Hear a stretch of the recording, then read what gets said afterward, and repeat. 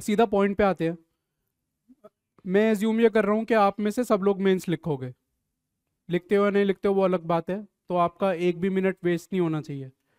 मुझे बोला था कि थोड़ी देर रुक जाते हैं और बच्चे आ जाएंगे, मैंने कहा लेकिन एक भी मिनट वेस्ट नहीं होना चाहिए, तो हम शुरू करते हैं टाइम पे।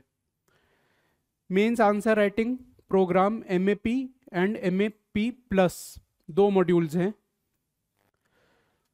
सबसे पहली प्रॉब्लम जितनी मैंने लोगों से इंटरेक्ट करा है यहाँ पे और जो मैंने फील करी है, अच्छा हिंदी में कंफर्टेबल है सब, किसी को कोई प्रॉब्लम हिंदी से? ठीक है। जो मैंने फील करा है, जो मेन प्रॉब्लम रहती है यहाँ पे, आंसर राइटिंग कैसे करनी है, मेन ये होता है। आंसर राइटिंग एक प्रोसेस है। अगर मैं कंटिन्यूम बोलूँ तो आंसर राइटिंग एंड में आता है। आंसर राइटिंग से पहले, उस कंटिन्यूम से पहले बहुत सारे स्टेप्स हैं जो फॉलो करने होते हैं। आंसर राइटिंग तो एक एंड गोल है, एक एंड रिजल्ट है, तो हमें उस पर जंप नहीं करना है। अगर आप कंटिन्यूम समझते नहीं हो, स्टेयर केस समझ लो। आंसर राइटिंग 15th फ्लोर है, क्या मैं ग्राउंड फ्लोर से जंप करके जाऊंगा सीधा 15th फ्लोर? मुझे स्टेप बाय स्टेप चलना होगा। सो आंसर राइटिंग हम करेंगे, सीखेंगे, लेकिन उसका एक प्रोसेस है जो मैं आपको बता देता हूं। सबसे पहले हमारा आएगा content. How to write is a different ball game. पहले मुझे पता होना चाहिए व्हाट टू राइट। अगर मेरे पास व्हाट टू राइट ही नहीं है, मैं आपको जितनी टेक्निक्स बता दूं आप अटकोगे कहीं ना कहीं। मैं ब्रेक करना सिखाऊंगा आपको क्वेश्चंस को। मैं एक क्वेश्चन, 5 लाइनर का क्वेश्चन है, 4 लाइन 3 लाइनर का क्वेश्चन है, मेरा मेथड ये रहेगा, मैं आपको ब्रेक करना सिखाऊंगा into 5 parts at least, so that if there is a 15 marker, each of you will be required to write only 3 points per part। अगर मैंने 5 सब पार्ट आइडेंटिफाई कर लिए, वहीं अगर आपने 2 पार्ट आइडेंटिफाई करे थे तो आपको 7 या 8 पॉइंट लिखने पड़ते। तो हमारा सबसे पहला फोकस रहेगा ब्रेन स्टॉर्मिंग पे, सब पार्ट्स। मैं वो आपको सिखा भी दूंगा, आप सीख भी जाओगे। Still at the end of the day 3 point तो हर सब पार्ट के लिए लिखने हैं। उस 3 पॉइंट के लिए भी मुझे कंटेंट चाहिए होगा। कंटेंट का तरीका क्या होता है, जो मैप प्लस के हैं उनको तो हम देंगे, ठीक है, वो अलग बात है। जेनरिक कंटेंट बनाने का तरीका क्या होता है? यूपीएससी में अगर 18,000 पीपल आर राइटिंग मेंस, 10,000 का कंटेंट एटलीस्ट सेम होगा, सिमिलर सेम कंटेंट होगा। मैं अगर एग्जामिनर हूं, मैं हमेशा इस तरीके से सोचा करता था और मैंने अपने चारों मेंस में यही सोचा, इसलिए मेरे 4 मेंस क्लियर हुए। मैं यही सोचता था, मैं एग्जामिनर हूं, मैं कॉपी चेक करूंगा। मैंने आज 49 कॉपीज चेक कर ली हैं, अब मेरे पास एक 50th कॉपी आई है। पहले 49 में से 40 कॉपीज में ऑलमोस्ट सेम या सिमिलर आंसर है। मेरे पास जो 50th कॉपी आई है, मैं उस कॉपी को मार्क्स कब दूंगा? जब कुछ यूनिक होगा। अगर वही सिमिलर सेम आंसर होता पिछले वाला तो मैं मार्क्स नहीं दूंगा। यही मेरे पास कुछ यूनिक आ गया। अब यूनिकनेस किसी भी चीज में हो सकती है, कंटेंट में, आंसर राइटिंग स्ट्रक्चर में, डायग्राम में, कीवर्ड्स में, एन नंबर ऑफ चीजें हैं जिसमें यूनिकनेस हो सकती है। तो कंटेंट हमारा यूनिक होना चाहिए। सबसे पहली बात वो है। एवरेज कंटेंट क्या होता है? जो यूनिक नहीं है। आपने कहीं एक जगह से ही सब लोगों ने पढ़ लिया और उसी को यूज कर लिया, मार्क्स नहीं आएंगे। Content uniqueness matters a lot. दूसरा है, मेरे पास चलो कंटेंट आ गया, मैंने कंटेंट पढ़ लिया, नोट्स बना लिए, मैंने 4 या 5 बार रिवाइज कर लिया, एवरीथिंग मेरी फिंगर टिप्स पे है। उसके बाद भी मुझे आंसर का स्ट्रक्चर नहीं पता है कि कैसे लिखना है। तो वो आंसर का स्ट्रक्चर सेकंड स्टेयर केस है। कंटेंट फर्स्ट स्टेयर केस थी, आंसर का स्ट्रक्चर सीखना वो सेकंड है। तीसरा ऑफ कोर्स प्रैक्टिस। ज्यादातर लोगों का चैलेंज ये रहता है कि 20 क्वेश्चन जो आते हैं मेरे टाइम पे कंप्लीट नहीं हुए, या मेरे 15 क्वेश्चन तो टाइम पे हो गए थे, जो लास्ट के 15 मार्कर्स हैं उनमें मेरी वो क्वालिटी नहीं आई जो मेरी शुरू में आई थी। तो लोग क्या करने लगते हैं, लोग रिवर्स ऑर्डर में पेपर शुरू करते हैं। 15 मार्कर पहले कर देता हूँ, 10 मार्कर बाद में करूंगा। ये हम नहीं करेंगे। रीजन क्या है? एग्जामिनर पहले कौन सा क्वेश्चन चेक करेगा, शुरू का या पीछे का? शुरू का चेक करेगा। आपके शुरू के आंसर्स में क्वालिटी नहीं है, नेगेटिव इंप्रेशन शुरू में ही बन गया, बाद का आंसर चाहे जितना अच्छा क्यों ना हो मार्क्स नहीं मिलेंगे उसमें भी। तो पहले क्वेश्चन से शुरू करेंगे, बाकी आपके ऊपर है। ये मेरी स्ट्रैटेजी है जो मैंने फॉलो करी थी, जो मेरे लिए काम करी थी। ब्लाइंडली फॉलो मत करो, टेस्ट में अप्लाई करके देखना, आपको खुद पता चल जाएगा। तो प्रैक्टिस आंसर राइटिंग करनी है, 3-4 चीजों के लिए और करनी होती है प्रैक्टिस। एक तो होता है टेस्ट एनवायरनमेंट। मेरी आप सब लोगों को रिक्वेस्ट और एडवाइस यही होगी, सेंटर में आके टेस्ट लिखना, घर पे बैठ के टेस्ट मत लिखना, यहां आके लिखना अगर मेंस नहीं दिया है पहले तो, so that you are acclimatised with the test environment. ठीक है, ट्रीट इट एज, अब फिर क्रिकेट आएगा, जो लोग एथिक्स के हैं वो जानते हैं क्रिकेट बहुत हो रहा है आजकल क्लास में भी, treat it as net practice session. England गई है टीम इंडिया खेलने, अगर नेट प्रैक्टिस करेगी ना, पहले टेस्ट सीरीज को नेट प्रैक्टिस की तरह ट्रीट करो, so that you are acclimatised with the condition. दूसरा होता है टेस्ट सीरीज का यूज हैंड राइटिंग की स्पीड और एंड्योरेंस। मेरा एक पेपर खत्म होने के बाद ही, मैं कुछ एग्जैजरेट नहीं कर रहा, मैं हाथ पे क्रेप बैंडेज बांधता था और बाम वगैरह लगाता था सेंटर में, और फिर लंच करता था, क्योंकि मैं इतना लिखता हूँ। इतनी स्पीड होनी चाहिए, इंच बाय इंच पूरा भरना है। 15 मार्कर में 15 पॉइंट, 12 मार्कर में 12 पॉइंट, 10 मार्कर में 10 पॉइंट। इतने पॉइंट्स क्यों लिखने हैं मैं डिटेल में भी एक्सप्लेन करूंगा। तो आंसर राइटिंग प्रैक्टिस, दो तीन मेजर यूजेस हैं इसके। एक तो एंड्योरेंस बनेगी, एक टेस्ट एनवायरनमेंट से आप वाकिफ हो जाओगे, और उसके बाद लास्ट आता है बेसिकली प्रैक्टिस वगैरह के बाद कि आंसर मैंने जाके टेस्ट वगैरह लिखे।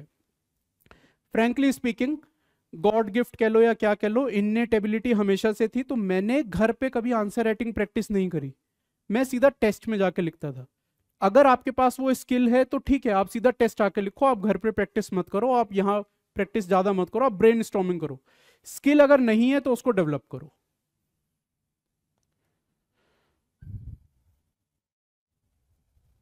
ये वो प्रोसेस है जो मैंने आपको पिछली स्लाइड में ही बता दिया कि क्वालिटी कंटेंट होना चाहिए, यूनिक कंटेंट होना चाहिए, आंसर राइटिंग की मुझे स्ट्रक्चर, ट्रिक्स, टिप्स पता होनी चाहिए, फिर हम आंसर राइटिंग यहाँ पे क्लास में प्रैक्टिस करेंगे, फिर आप टेस्ट सीरीज में उसे प्रैक्टिस करेंगे, इवेल्युएशन फीडबैक वगैरह is part of plan. 30+ sessions होंगे, हर सेशन में 5 क्वेश्चन दिए जाएंगे आपको। डायरेक्ट 20 क्वेश्चंस लिखना किसी किसी के लिए चैलेंज होता है, तो ग्रेजुअली स्केल अप हो, इसलिए ये नोइंगली रखा गया है कि हम सिर्फ 5 क्वेश्चंस करेंगे पर सेशन, उन्हें अच्छे से करेंगे। ठीक है, जीएस और एसए दोनों कवर्ड होगा, इसमें होलिस्टिकली कवर होगा। कल पहली क्लास है जो कि हिस्ट्री से शुरू होगी। एक तो मैप है और मैप प्लस है, वो आपको पता है। डिफरेंस यही है, हम मैप प्लस में आपको कंटेंट भी दे रहे हैं, मॉड्यूल्स भी दे रहे हैं कि आप पढ़ो भी हमसे, आप आंसर राइटिंग भी हमसे सीखो, टेस्ट सीरीज भी हमारे यहाँ करो। जो मैप में एनरोल्ड है यहाँ पे, हमारी एक्सपेक्टेशन ये है आपसे, और बहुत क्लियर एक्सपेक्टेशन है कि कंटेंट आपके पास ऑलरेडी है, आप पढ़ चुके हो, you do not require content. जो भी आपका कंटेंट है आप उसको रिवाइज करके आओगे। ठीक है, कुछ और बेस एक्सपेक्टेशंस, कुछ और डिटेल्स हैं जो मुझे एक्सप्लेन करनी है। सबसे पहले चैलेंज आपको क्या आएगा कि कल हिस्ट्री की क्लास है, आप कहोगे कि मैप प्लस वाले जो हैं कि मैं कंटेंट कैसे देखूं, कब प्रिपेयर करूं। तो राइट स्मार्ट जो शिविन का मॉड्यूल है, डॉक्टर शिविन का, उसका आपको लाइव मॉड्यूल का एक्सेस दिया जाएगा, 26 से आपको एक्सेस मिल जाएगा। तो हिस्ट्री के लिए हमारी क्या एडवाइस है आपके लिए, मॉडर्न आप पढ़ चुके हैं प्री में, ठीक है, एंशिएंट मेडिवल आप पढ़ चुके हैं प्री में, भले ही प्री पर्सपेक्टिव से पढ़ा था, कंटेंट तो सेम है। मेंस में हमें क्या चाहिए होता है, एनालिटिकल पर्सपेक्टिव से आंसर लिखना है उन्हीं प्री के पॉइंट्स का, वो मैं सिखा दूंगा आपको। लेकिन जब आप कंटेंट देखो, टाइम कम है, 90 से कम दिन बचे हैं, आप उस पर टाइम मत लगाइए। आप अगर GS1 कर रहे हैं तो उसमें कंटेंट देखिए वर्ल्ड हिस्ट्री का, उसमें कंटेंट देखिए आप पोस्ट इंडिपेंडेंस का, उसमें कंटेंट देखिए GS1 में सोसाइटी का। ये GS1 के 3 टॉपिक्स हैं जो प्री में कवर नहीं होते हैं। सिमिलरली GS2 का जब आप कंटेंट देखेंगे, पॉलिटी का जो हार्डकोर स्टैटिक पोर्शन है उसे छोड़ दीजिए, आपने लक्ष्मीकांत में पढ़ा होगा, नोट्स बनाए होंगे हो सकता है किसी ने, उन नोट्स को रिवाइज करिए। मैं हमेशा उन नोट्स को रिवाइज करता था। मेरे टाइम पे लक्ष्मीकांत की 3rd एडिशन आती थी, 398 पेजेस की होती थी वो, मैंने 96 पेजेस के नोट्स बनाए थे और बुक को साइड रख दिया था। हर बार अक्रॉस द अटेम्प्ट्स उसके बाद मैंने सिर्फ लक्ष्मीकांत के नोट्स ही पढ़े थे, जो मेरे नोट्स थे खुद जो मैंने बनाए थे। तो अगर ऐसे नोट्स बनाए हैं तो फायदा होता है कि मैं एनालिटिकल पर्सपेक्टिव से बड़े आराम से लिंक करके लिख पाता हूँ आंसर। तो आप देखिए आपका क्या कंटेंट था। GS2 का कंटेंट देख लीजिएगा IR के लिए, because it is current specific. GS3 largely static appear होता है, लेकिन मोस्ट करंट ओरिएंटेड पेपर है इस एग्जाम का। सिक्योरिटी का भी अगर कोई क्वेश्चन आ रहा है, नॉर्थ ईस्ट का क्वेश्चन आ रहा है, तो मुझे मणिपुर लिखना है। अगर नॉर्दर्न बॉर्डर का क्वेश्चन आ रहा है तो मुझे JNK लिखना ही लिखना है। इट इज इम्प्लिसिट, चाहे क्वेश्चन जितना स्टैटिक हो, आंसर करंट से बनेगा। GS4 का कंटेंट देख लीजिए, मेरी जो आंसर है, मेरी जो एथिक्स की क्लास चल रही है उसका आपको लाइव एक्सेस दिया जाएगा। आप उसमें एथिक्स सीखना चाहते हैं सीख सकते हैं। मैं रोज उसमें थ्योरी कराता हूँ, आंसर राइटिंग भी कराता हूँ, आप उससे सीख सकते हैं, या आपके पास ऑलरेडी प्रिपेयर्ड है, यू कैन फॉलो दैट। तो ये जो यूनिक कंटेंट की बात थी वो यहाँ पे आपकी क्लियर होगी। स्टार्ट हम करेंगे कल GS1 से, उसके बाद GS4, फिर S से, फिर GS2, GS3। ये जानबूझ के रखा गया है बिकॉज GS2 और GS3 जो है वो मोस्ट करंट ओरिएंटेड टॉपिक्स हैं सिलेबस के। GS1 में करंट लिंकेजेस हैं लेकिन ज़्यादातर स्टैटिक है। एसए में मुझे लिखना है करंट अफेयर्स एग्जाम्पल, लेकिन एक कंटेंट बेस अगर रेडी है that can be handled. GS4 भी सिमिलरली स्टैटिक है। तो अगर आपको मेन जो करंट टॉपिक्स दिखते हैं वो 2 और 3 है, इसलिए उनके सेशंस बाद में होंगे, ताकि over the period of next 1 month content develop हो जाए आपका।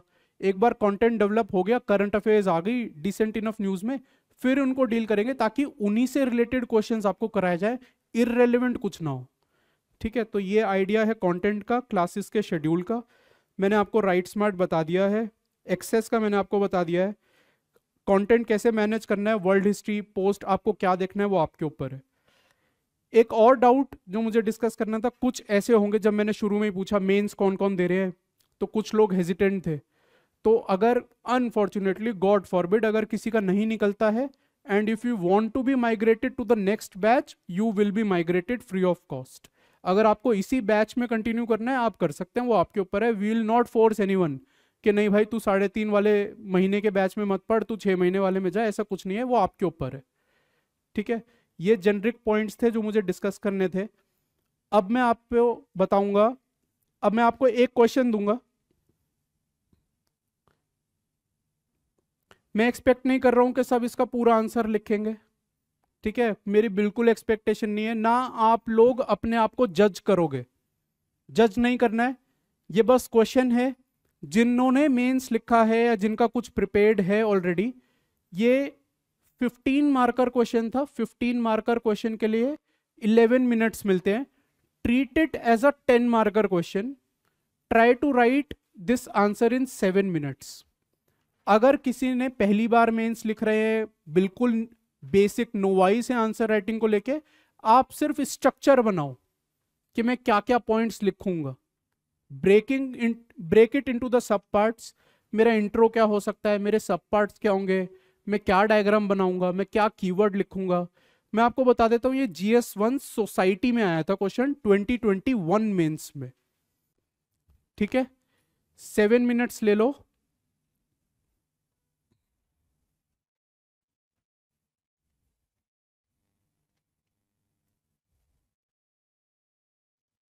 टाइमर शुरू कर दिया है मैंने। 10 मार्कर क्वेश्चन 7 मिनट्स, इससे ज्यादा नहीं। हाँ सॉरी, ठीक है। मैंने क्यों दिया ये क्वेश्चन, इसके पीछे का लॉजिक क्या है, सिंपल सा है। फर्स्ट थिंग्स फर्स्ट से शुरू करते हैं। ये क्वेश्चन था GS1 का। ठीक है, मैं सेम क्वेश्चन आपको GS2 में दे सकता हूं, अगर बस मैंने ये चेंज कर दिया यहां पे GS1। How many of you realise the fact कि आपका आंसर चेंज हो जाएगा? समझ आया? मेरा ये पेपर बदलते ही इस क्वेश्चन का आंसर चेंज हो जाएगा पूरा। ये सेम क्वेश्चन मैं आपको GS3 में दे सकता हूं, इकोनॉमी का पार्ट बना के, या सिक्योरिटी का पार्ट बना के, साइबर का पार्ट बना के, साइंस का पार्ट बना के, आंसर बदल जाएगा। ये क्वेश्चन मैं आपको ज्योग्राफी में भी दे सकता हूं। पूछो कैसे? Human geography, economic geography part है ज्योग्राफी का, मेरा तो ज्योग्राफी ऑप्शनल था। अगर मैं ज्योग्राफी में आपको एक क्वेश्चन दूंगा, आपका आंसर फिर बदल जाएगा। मैं एक्सपेक्ट कर रहा हूं इस साल ये क्वेश्चन एथिक्स में, क्योंकि मुझे इस साल पता है अप्लाइड एथिक्स आना है। पिछली बार थ्योरेटिकल पेपर था, 13 में से 9 क्वेश्चन सेक्शन ए के सीधा सीधा थ्योरी में से थे, ऑल्टरनेट ईयर्स पे यूपीएससी अप्लाइड एथिक्स और थ्योरी, अप्लाइड एथिक्स थ्योरी ऐसे पूछता है। इस बार अप्लाइड एथिक्स आएगा कम से कम 5 क्वेश्चन। एक क्वेश्चन एबॉर्शन पे होगा, एमटीपी एक्ट काफी न्यूज में है। दूसरा क्वेश्चन विमेन रिजर्वेशन पे हो सकता है क्योंकि एमसीसी लागू होने से पहले वो बिल पास हुआ था। तीसरा क्वेश्चन हो सकता है क्रिप्टो पे हो जाए या सुसाइड पे हो जाए, ऑनलाइन गेमिंग पे हो जाए। ठीक है, तो मेरा हर पेपर बदलते ही मेरा आंसर चेंज हो जाएगा। पूरा आंसर स्ट्रक्चर नहीं बदलेगा, सारे पॉइंट्स नहीं बदलेंगे, कुछ माइन्यूट चीजें जो बदलेंगी जिसको हम कहते हैं पेपर स्पेसिफिक कीवर्ड्स। अगर मैं क्वेश्चन आपको सोसाइटी में दे रहा हूं, मुझे सोसाइटी के कीवर्ड्स चाहिए। अगर ग्लोबलाइजेशन पे कोई क्वेश्चन आता है जो आपके सोसाइटी का पार्ट है, मुझे डेफिनेशन चाहिए ग्लोबलाइजेशन की। मैंने कुछ थिंकर्स याद कर रखे हैं, वो मेरे जहन में अब तक बसे हुए हैं। G for globalisation, G for Giddens. अगर कास्ट का क्वेश्चन आता है तो मैं श्रीनिवास राव लिखूंगा ही लिखूंगा। ठीक है, अगर अर्बनाइजेशन का क्वेश्चन आता है तो मैं थिंकर से शुरू करूंगा। मैं ये नहीं कह रहा हूं कि मेरा पूरा आंसर टेक्नोलॉजी एकदम टेक्निकल होगा, थिंकरों से भरा होगा, बिल्कुल नहीं। मुझे बस हर क्वेश्चन की इंट्रो में एग्जामिनर का अटेंशन दोबारा से ग्रैब करना है। सिर्फ इंट्रो में मैंने उतना कर लिया, मैंने हर क्वेश्चन के इंट्रो में एग्जामिनर को इंप्रेस कर दिया दोबारा से, मुझे मार्क्स मिल जाएंगे।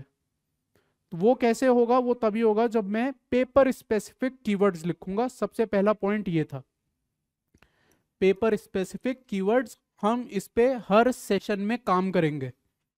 ठीक है, मेरी अप्रोच थोड़ी डिफरेंट रहेगी यहाँ पे। आप आओ, आप 5 आंसर लिखो, मैं बाद में जो मॉडल आंसर है वो मैं आपको थमा दूं, it won't be helping you. मैं थोड़ी हैंड होल्डिंग शुरू में करूंगा पेपर स्पेसिफिक कीवर्ड्स की रिस्पेक्ट में। Second and most important part, वो शायद मुझे पहले ही डिस्कस करना चाहिए था, इस क्वेश्चन के पार्ट्स कितने हैं? सब parts of this question, number of सब पार्ट्स ऑफ दिस क्वेश्चन। बताओ, कोई पार्ट बताओ। 4। कोई खड़ा होके बैठे बैठे कोई पार्ट बता दो एक जना, कौन से है 4 सब पार्ट्स? एक सेकंड। डेफिनेशन, हाँ एक जना बताओ, हैंड रेस कर लो। हाँ आप बताओ।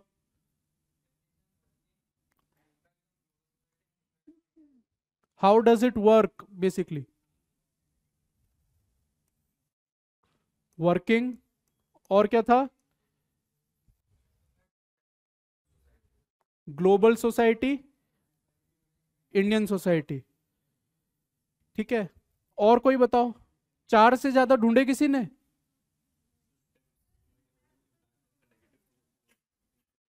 स्टेप्स बता रहे हो आप? चलो एक एक्स्ट्रा मिला पॉइंट स्टेप्स का। आप बताओ। बिल्कुल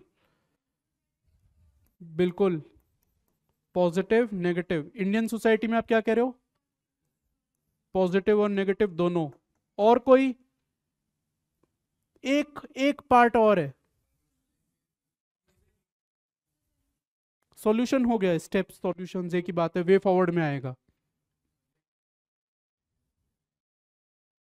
ठीक है, कर सकते हो। एक पार्ट और है लेकिन। हो गया, कंक्लूजन पार्ट नहीं है। इंट्रो कंक्लूजन तो लिखना ही है हर क्वेश्चन में। हो गया, वो स्टेप्स आ गया वहां पे। यहां क्या पूछ रहा है? Has it had an impact on Indian society as well? Yes, no. Has it had impact? Urban society को तो इम्पैक्ट हुआ है क्रिप्टो करेंसी का। रूरल इंडिया में इतना मेजर इम्पैक्ट है क्या क्रिप्टो करेंसी का? जब उसने हैज लिख दिया है, आपने दोनों पॉइंट्स लिखने ही हैं, दोनों व्यूज। हैज में जब मैं यस लिखूंगा तब मेरे पॉजिटिव और नेगेटिव आ जाएंगे जो आपने बोला था। जब मैं लिखूंगा no it has not impacted, मुझे किसी तरह से 2 पॉइंट्स बनाने हैं उसमें भी।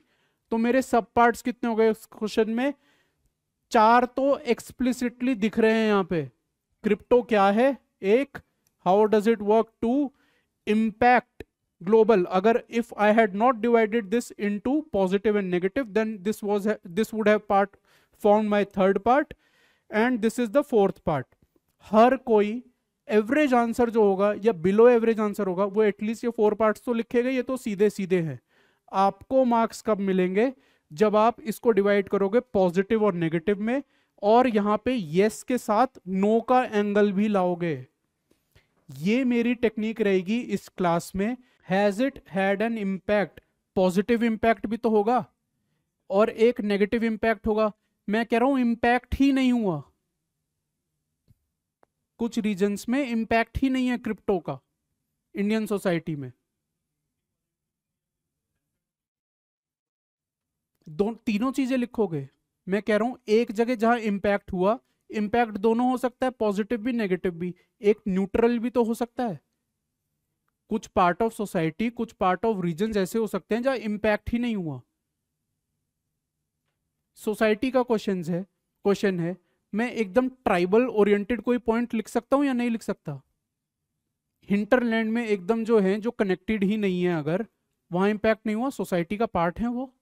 जो एकदम मार्जिनलाइज्ड कम्युनिटी है, वो फाइनेंशियली इंक्लूडेड ही नहीं है, उस पे क्रिप्टो करेंसी का क्या डायरेक्ट इम्पैक्ट हुआ है? नहीं हुआ है उस पे, तो एक एंगल वो आ जाएगा।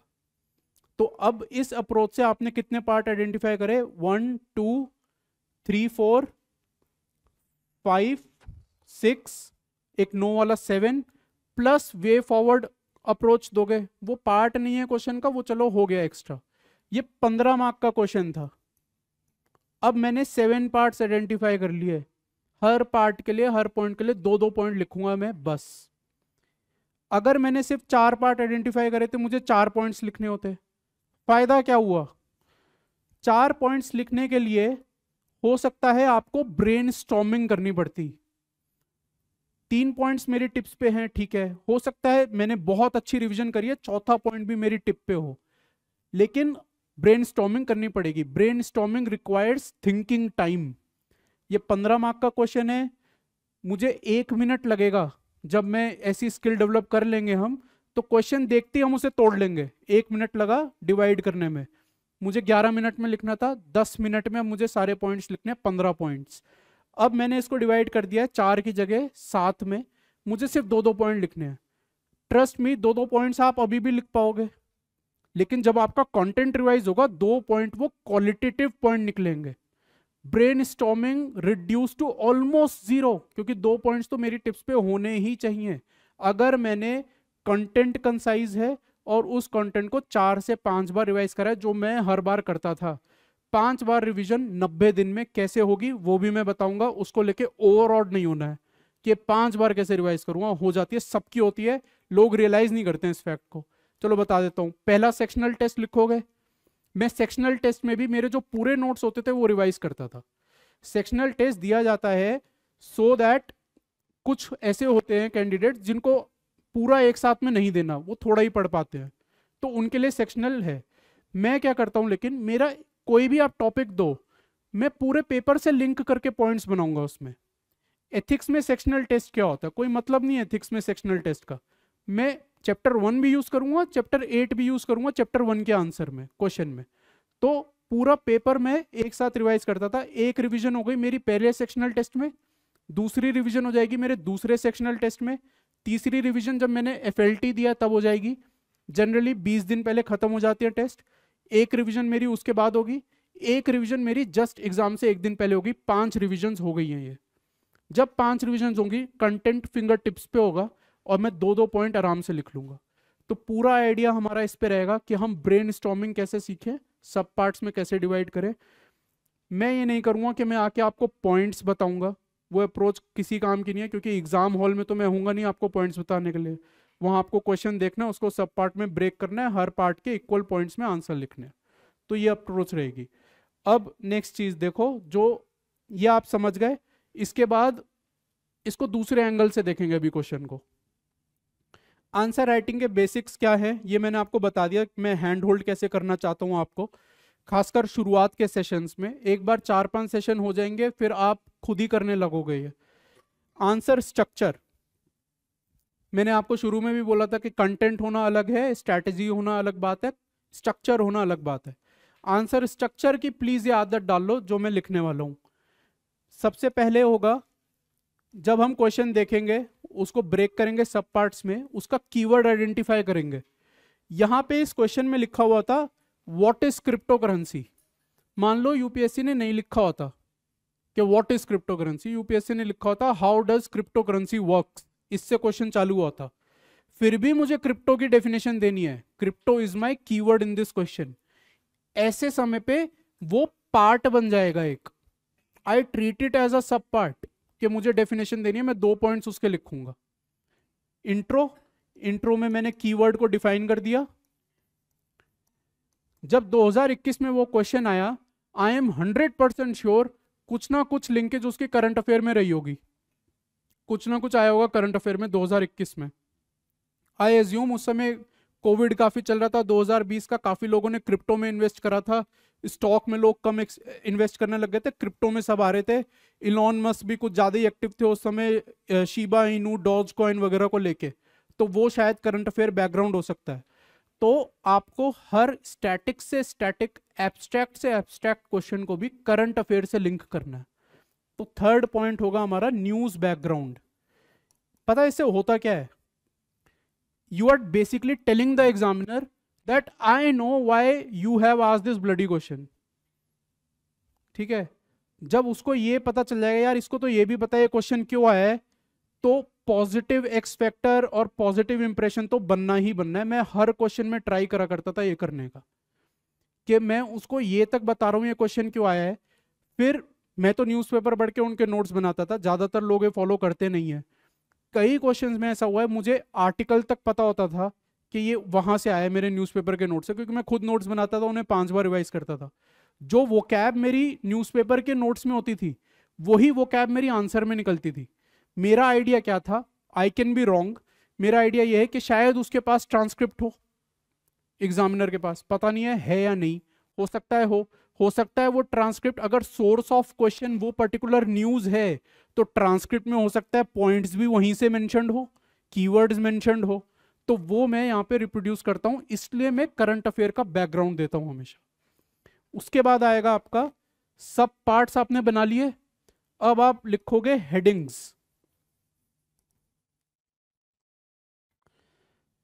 मैं पिछली स्लाइड पे जाऊंगा तो ये मेरी सारी एनोटेशन मिट जाएगी। जो क्वेश्चन था उसमें हमने 7 पार्ट्स आइडेंटिफाई करे थे, तो मेरा पहला हेडिंग बनेगा, ऐसे तो इसने दिया हुआ है क्वेश्चन में व्हाट इज क्रिप्टो करेंसी, तो मैं इसको हेडिंग नहीं बनाऊंगा, ये मेरा इंट्रो ही हो जाएगा।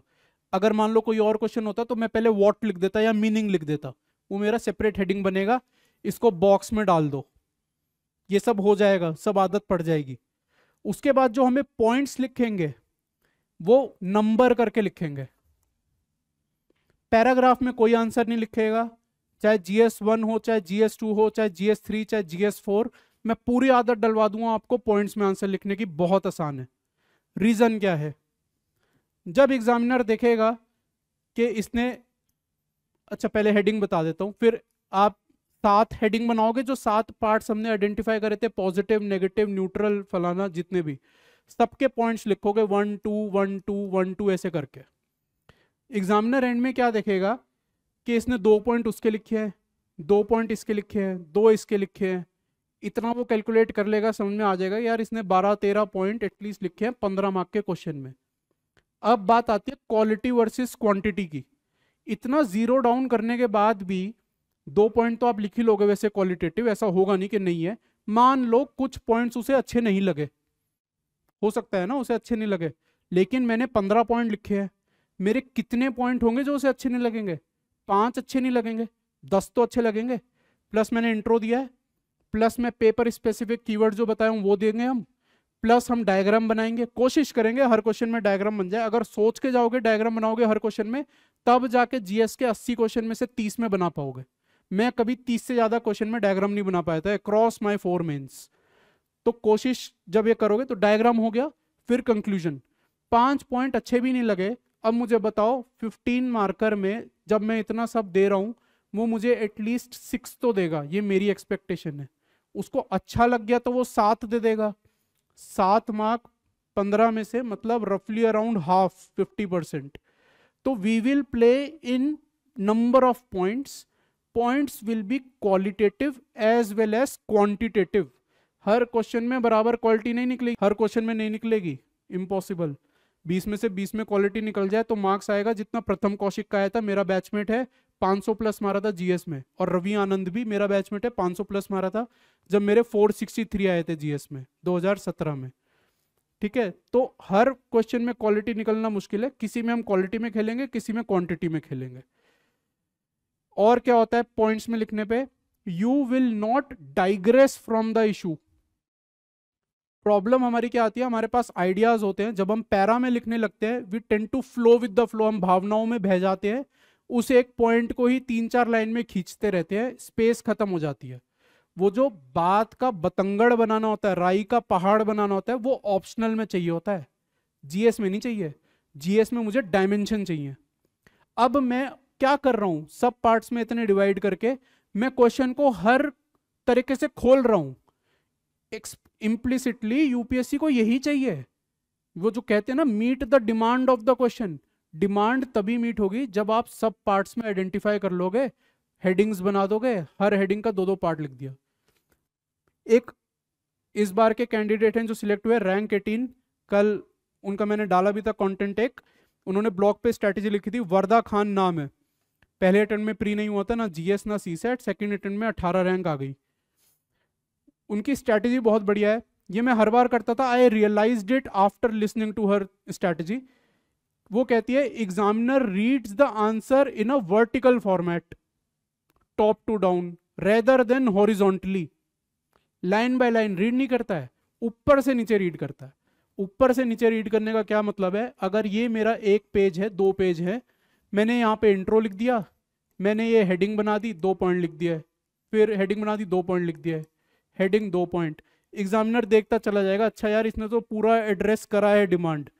हो सकता है वो रीड भी ना करे पॉइंट, हो सकता है, मैं नहीं कह रहा वो रीड नहीं करेगा, हो सकता है ना करे। इतना पॉजिटिव इंप्रेशन बन जाएगा पहले 5-6 क्वेश्चन के बाद कि उसको समझ में आ जाएगा कि आपको आता है, पॉजिटिव बायस किक इन होता है। हम सब इंसान हैं, मैं भी कोई कॉपी चेक करूंगा, पहले 6 आंसर से अगर मैं सुपर इम्प्रेस्ड हूँ, मैं अपने आप 7वें आंसर में थोड़ा कम ध्यान लगा के मार्क्स दूंगा उसे, नेचुरल टेंडेंसी है ये। तो हम इसलिए ऐसे ब्रेक करके आंसर लिखेंगे। प्लस एक और चीज, हम पॉइंट्स को नंबर करेंगे, प्लीज कोई एस्ट्रिक, एरो, बुलेट, स्टार ये सब यूज नहीं करेगा, नंबर करना है पॉइंट्स को, साइकोलॉजिकल इंपैक्ट पड़ता है। एक पॉइंट अब आप बोलोगे क्या ऐसे नंबर नहीं कर सकते, 1 2 यहां लिख दिया, फिर यहां 1 2 की जगह 3 4 से चालू कर दो, ठीक है, फिर यहां 5 6 लिख दो ताकि एंड में आ जाए 14 या 15। ये मैंने करा था अपने 2015 के अटेम्प्ट में, जीएस 3 में मेरे सिर्फ 79 आए थे। तो ये मत करना, I think it was because of this. ये ज्यादा भी वो हीरो बन रहा है, स्मार्ट दिखा रहा है, वो भी नहीं करना है हमें, ठीक है। ये मैं सब ट्राइड एंड टेस्टेड अप्रोचेस जो बता रहा हूँ मैं सब कर चुका हूँ। मैंने सीधा मेंस में करा था, वो ब्लंडर मैंने ये करा था, फिर भी मेरे जीएस में 426 थे उस साल, 5th हाईएस्ट मार्क्स थे सिलेक्टेड कैंडिडेट्स में। तो अगर वो नहीं करा होता, मेरा 10-12 मार्क्स से आईएएस रुका था, हो सकता है I would not have been here today, जो भी है। तो ये सब है पॉइंट्स में लिखने का, लेकिन 1 2 1 2 करके ही लिखना, ज्यादा स्मार्ट प्ले नहीं करेंगे। ये पॉइंट्स का हो गया। स्ट्रक्चर में मैं कहा था हेडिंग पे, हेडिंग के बाद मैंने आपको बताया आप पॉइंट्स लिखोगे, इन पॉइंट्स के अंदर आएगा वो पेपर स्पेसिफिक कीवर्ड। मुझे फ्लडिंग नहीं चाहिए पेपर स्पेसिफिक कीवर्ड की। अगर मैं 14 पॉइंट लिख रहा हूं सोसाइटी के क्वेश्चन में, किन्हीं 2 या 3 पॉइंट में मुझे 3 कीवर्ड दे दो, बस 3 कीवर्ड दे दो, मोर देन इनफ है। उसके बाद आएगा आपका डायग्राम। डायग्राम कौन कौन से हैं, कैसे बनाने हैं, वो सब डिस्कस करेंगे। फिर लास्ट में आएगा कंक्लूजन। ये ओवरऑल आपका स्ट्रक्चर है।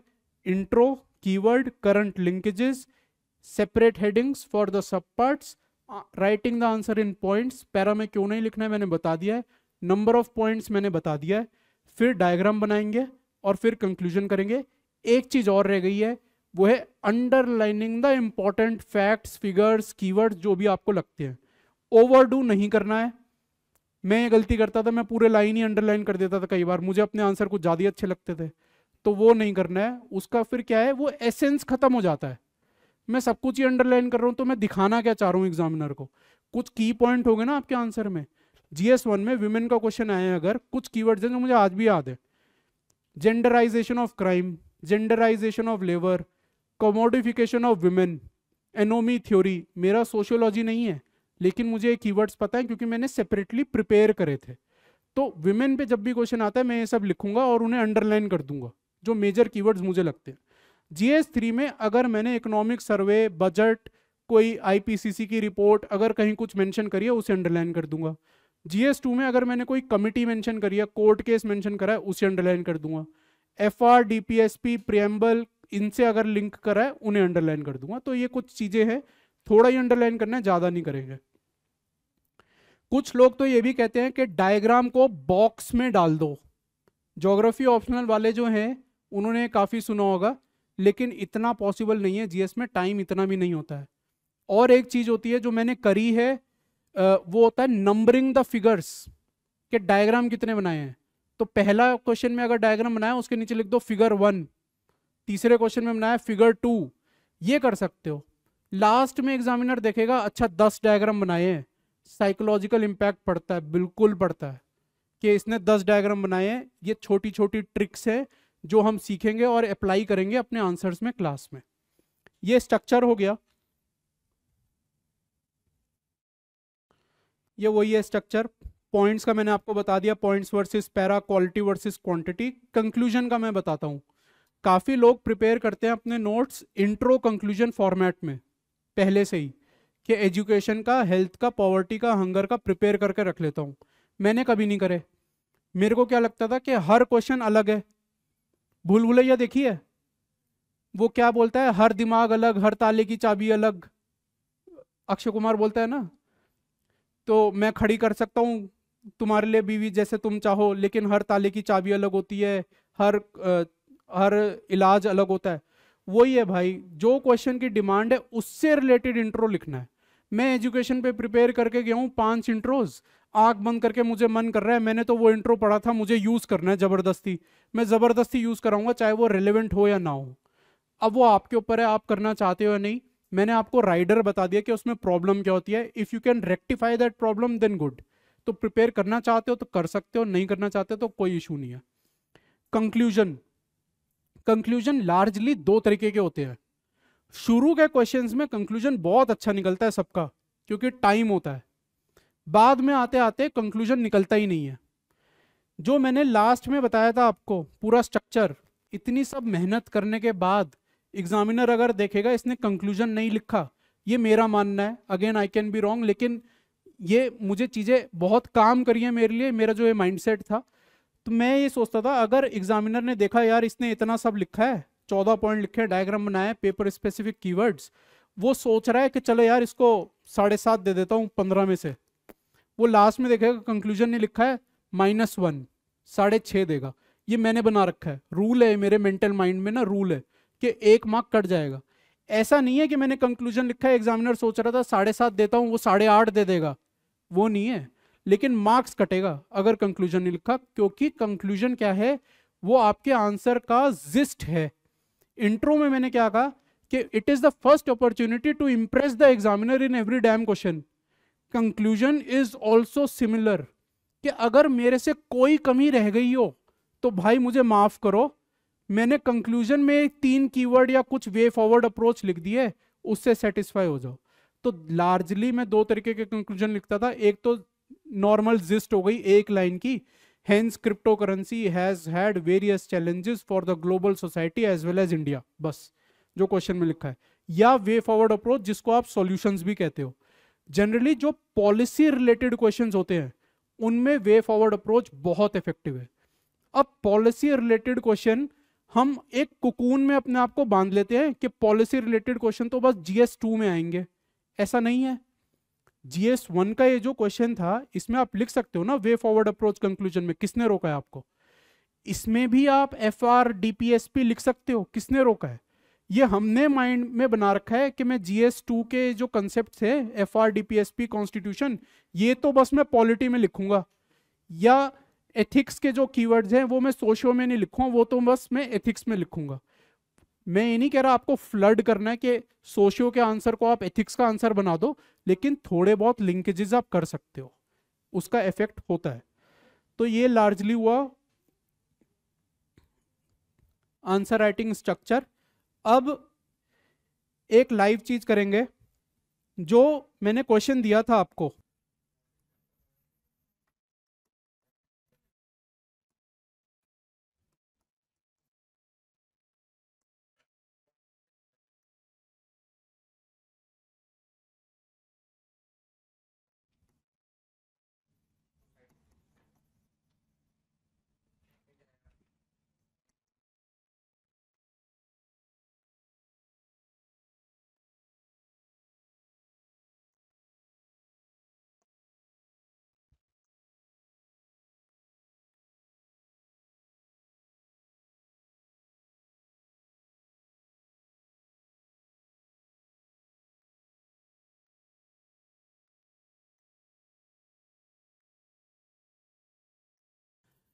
अब इसको ट्रीट करो, ये GS1 सोसाइटी का क्वेश्चन था, ठीक है।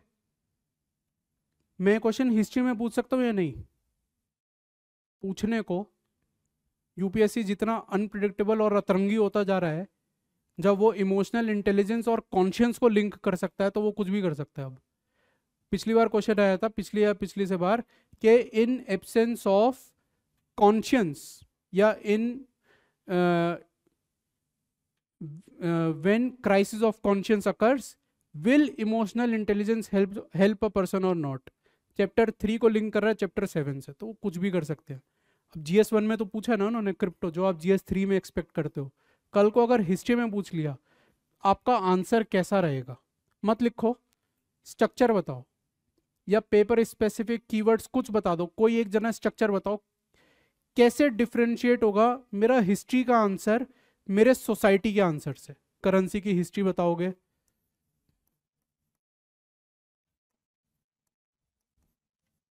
इवोल्यूशन बताओगे,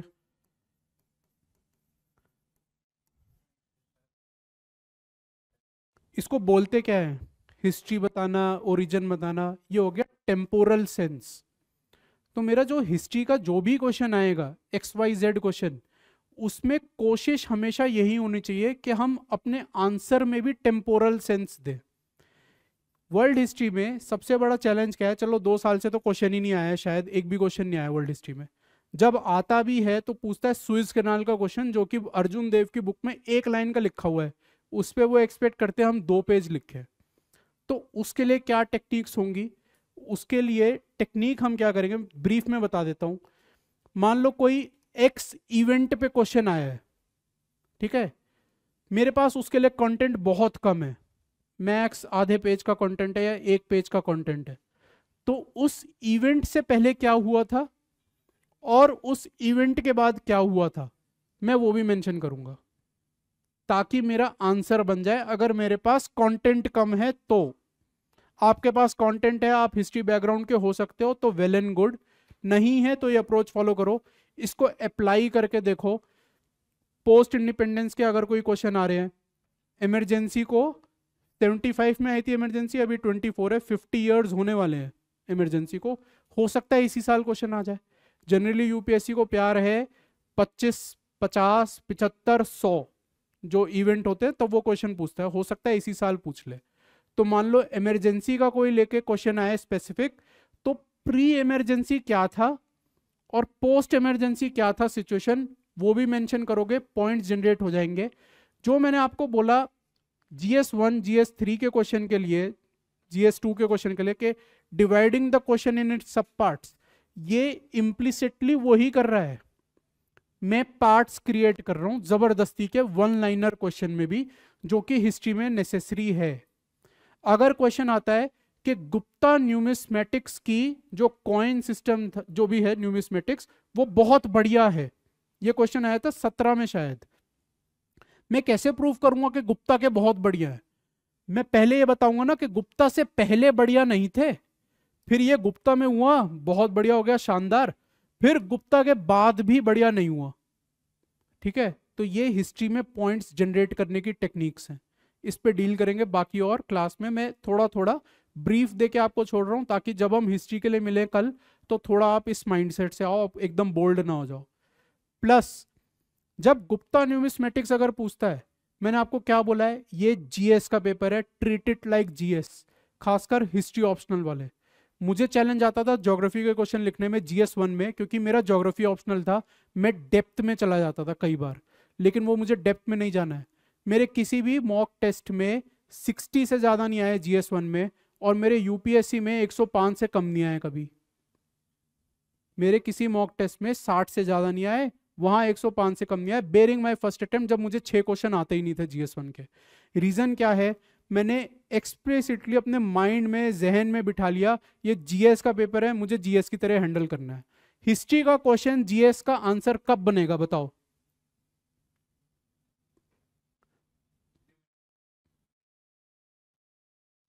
सोचो, GS क्या है? सबसे ज्यादा GS क्या होता है? करंट। न्यूमिस्मेटिक पे क्वेश्चन आया, मैं उसमें सिक्के बनाकर आया था आंसर में, आज के सिक्के, 1 रुपए, 2 रुपए, 5 रुपए, 10 रुपए। मुझे कितना टाइम लगे वो बनाने में? 5 सेकंड गोले बनाने, 1 2 3 5। जब तांडव का क्वेश्चन आया था, लस्य और तांडव, शायद 2013 में, अब मैं एग्जैक्ट नटराज तो नहीं बना सकता भाई, मैं आर्टिस्ट तो नहीं हूँ, रफ जैसा था वैसा बनाकर आ गया। मंदिर का क्वेश्चन आया था, चोला टेम्पल का शायद, तो उसका स्ट्रक्चर हल्का सा बनाकर आ गया था।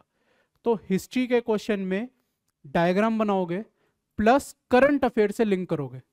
कल को अगर कोई डॉक्ट्राइन पे क्वेश्चन आता है, ट्रूमैन डॉक्ट्राइन पे क्वेश्चन आता है, तो जो करंट में अगर कोई डॉक्ट्राइन चल रहा है, एशिया पाइवेट हो गया या कोई अगर और रिसेंट डॉक्ट्राइन है, आप कंक्लूजन में उससे लिंक करके लिखोगे।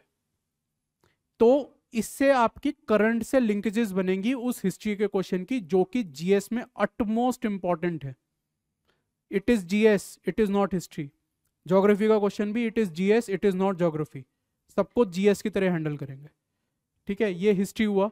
अब इस क्वेश्चन में डायग्राम मैंने चलो आपको बता दिया। मान लो ये क्वेश्चन ज्योग्राफी में आया है, ठीक है, ज्योग्राफी के इस क्वेश्चन, इसका क्वेश्चन उन्होंने दे दिया। अब आपकी सरदर्दी है कि आप ज्योग्राफी कैसे लिख रहे हो। तो कैसे करोगे? कंट्री वाइज बता दो। ज्योग्राफी क्या है? वर्ल्ड मैप, इंडिया का मैप। तो आप जब सोसाइटी पे इम्पैक्ट बोल रहे हो, तो आप बोलो वेस्टर्न अमेरिकन सोसाइटी में या अमेरिकन सोसाइटी में, अमेरिकाज में ऐसा हुआ इम्पैक्ट, यूरोपियन कंट्रीज में ऐसा इम्पैक्ट हुआ है, साउथ ईस्ट एशिया में ऐसा हुआ है। आपने ये सब हेड बनाने हैं। Point I am damn sure सबके रिपीटेटिव ही होंगे, हमारे पास पहले से नॉलेज थोड़ी है कि किस कंट्री में कैसा हुआ है, लेकिन आंसर ऐसा लिखोगे मार्क्स ऑटोमेटिकली मिलेंगे, क्योंकि ज्योग्राफी का क्वेश्चन था, आपके आंसर में ज्योग्राफी रिफ्लेक्ट हो रही है। सिमिलरली ये GS2 का अगर क्वेश्चन होगा, तो मेरा सारा आंसर चेंज हो जाएगा, पॉलिसी ओरिएंटेड आ जाऊंगा मैं। मेरे हर क्वेश्चन में कुछ FRDPSP होगा, प्रियम्बल होगा, किसी ना किसी तरह से मैं प्रियम्बल वगैरह कॉन्स्टिट्यूशन से इसको लिंक करूंगा। GS3 में जब मैं आऊंगा इस क्वेश्चन में, ओवरलोड होगा फैक्ट्स एंड फिगर्स का। मुझे ग्राफ बनाना होगा डायग्राम में। मैंने ज्योग्राफी में क्या बनाया? मैप। मैंने हिस्ट्री में क्या बनाया? टेम्पोरल सेंस दिखा दो। टेम्पोरल सेंस कैसे दिखाते हैं किसी चीज का? क्रोनोलॉजिकल डायग्राम बनाएंगे हिस्ट्री में हम ज्यादातर, ठीक है। ज्योग्राफी में आप मैप बनाओगे। जिन लोगों को मैप बनाने में प्रॉब्लम है, वो ब्लॉक्स भी बना सकते हैं। ये ब्लॉक हो गया आपका USA, ये हो गया आपका साउथ अमेरिका, कोई मना नहीं कर रहा है, ब्लॉक्स बना सकते हो। बस माइंड में बिठाओ कि मुझे बनाना है। ये नहीं होना चाहिए कि मुझे मैप बनाना नहीं आता तो मैं बना ही नहीं रहा, मैं अटेम्प्ट ही नहीं कर रहा। सीख लो, बना पा रहे हो तो बहुत बढ़िया है, वरना ब्लॉक्स बनाओ। एक और एडवाइस, जब भी अब से आप मैप बनाओगे, पूरा वर्ल्ड मैप या पूरा इंडिया का मैप एक साथ कभी नहीं बनाओगे, आप उसको पार्ट्स में बनाओगे। अगर मैं बोल रहा हूं कि गुजरात से रिलेटेड कुछ मैं आंसर लिख रहा हूं, तो मैं मैप में बस गुजरात बनाऊंगा। अगर मैं सदर्न इंडिया बोल रहा हूं, तो मैप में मैं साउथ बना दूंगा। दो चीजें होंगी इससे, एरर नहीं होगा, पूरा मैप बनाने में एरर होने के चांसेस ज्यादा है, हाथ हिल जाता है, एरर नहीं होगा। दूसरा क्या होगा, मेरे number of diagrams automatically increase हो जाएंगे क्वेश्चन में, ठीक है। ज्योग्राफी में मैप, हिस्ट्री में क्रोनोलॉजिकल डायग्राम, पॉलिटी में ज्यादातर हब एंड स्पोक चलता है या फिर टेबल बनती है। GS3 में प्लीज ग्राफ बनाने की आदत डालो। GS3 पे एक्स्ट्रा एफर्ट लगाएंगे, क्योंकि पिछले 2 या 3 साल से मार्क्स आ ही नहीं रहे हैं। इस बार 200 टॉपर्स की मार्कशीट्स एनालाइज करी है मैंने खुद से, जितनी टेलीग्राम पे मुझे मिली एक स्टेज तक, उसके बाद मैंने एनालाइज करनी छोड़ दी। एक्सेल में डेटा कन्वर्ट करा मैंने उनका खुद फीड करके। सिलेक्टेड कैंडिडेट्स का जीएस का एवरेज स्कोर है 409 और एसए का एवरेज स्कोर है 112। ये 409 में जो डाउन प्ले कर रहा है इस स्कोर को, जो डाउनग्रेड कर रहा है, वो है GS3। एवरेज है 84 सिलेक्टेड कैंडिडेट्स में, दैट्स इट। तो GS3 में क्या डिमांड है ऐसी, उस पर अलग से काम करेंगे कि हमारे कैसे मार्क्स 100+ पहुंचे। उसके लिए मेरी एडवाइस है आपको राइट स्मार्ट जरूर देखना, क्योंकि शिविन का वो कोर्स था पिछली बार भी और 108 आए हैं रैंक 124 के, वो राइट स्मार्ट कोर्स का था। और एक और है रितिका, 33 या 25 रैंक है उसकी, उसके भी 100+ हैं, वो भी राइट स्मार्ट के थे। मेरे पास जो 200 मार्कशीट है उसमें सिर्फ 8 लोग हैं जिनके 100+ मार्क्स हैं GS3 में, 2 उस कोर्स से हैं। तो एक बार वो देख सकते हो, देखना चाहते हो तो। जब मैं एथिक्स पे आता हूँ तो एथिक्स अलग है, डायग्राम्स एकदम। उसमें हम वेन डायग्राम बनाएंगे, उसमें हम डिसीजन चार्ट बनाएंगे जो केस स्टडी में बनता है। केस स्टडी में ज़्यादातर क्या होता है, आपको डिसीजन लेना होता है, इफ दिस देन दैट, तो डिसीजन चार्ट उसमें बहुत ईजी है। प्लस उसमें जो कोट बेस्ड क्वेश्चन होते हैं कि नेहरू की कोट है कि if you want to improve the society then educate the women, once the women is educated then the family is educated, then the entire village and the society is educated। ये coat based question कैसा हो गया, ये chronological हो गया, पहले women फिर family फिर विलेज फिर सोसाइटी, तो उसमें सीधा ये क्रोनोलॉजिकल डायग्राम बन जाएगा। ठीक है, तो n number of types and diagrams के जो क्लास में डिस्कस करेंगे। मैंने आपको ओवरऑल एक जिस्ट दे दिया है कि हमारी अप्रोच क्या रहेगी, पेपर स्पेसिफिक कीवर्ड्स कैसे होते हैं, पॉइंट्स कैसे जनरेट करने हैं, क्वेश्चन को कैसे तोड़ना है। अब over the course of next sessions जितने भी होंगे, हमारा फोकस इसी पे होगा कि क्वेश्चन देखें, उस क्वेश्चन को 1 मिनट के अंदर वेरियस सब पार्ट्स में ब्रेक डाउन करें।